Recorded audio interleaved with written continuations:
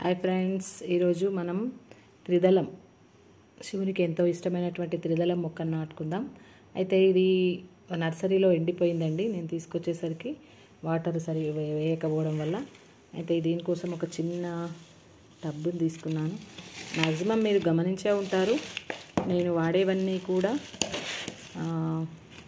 Priceless, ఎలాంటి ఖర్చు లేకుండా ఉపయోగిస్తున్నానండి. ప్రతి దాంట్లో కూడా కొబ్బరి పీచు వాడడం వల్ల వేర్లకు మంచి గాలి తగిలి మంచిగా పెరిగే అవకాశం ఉంటుంది. అయితే దీనికి ఇలా కొన్ని హోల్స్ చేసుకున్న తర్వాత ఇప్పుడు మనం ఈ చెట్టుని నాటుకుందాం.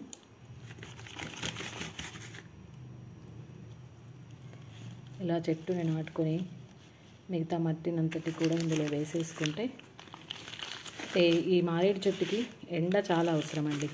మంచి ఎండలో ఇది బాగా పెరుగుతుంది.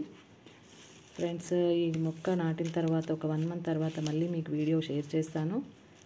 ఇప్పుడు ఇలా కనిపిస్తుందే, కానీ రోజు మనం నీళ్లు వేసి దాన్ని కొంచెం సంరక్షించినట్టయితే చెట్టు బాగా పెరిగి మనకు పూజకు పనికిచ్చే విధంగా మనం త్రిదళాలను పెంచుకోవచ్చు. Okay, thank you friends.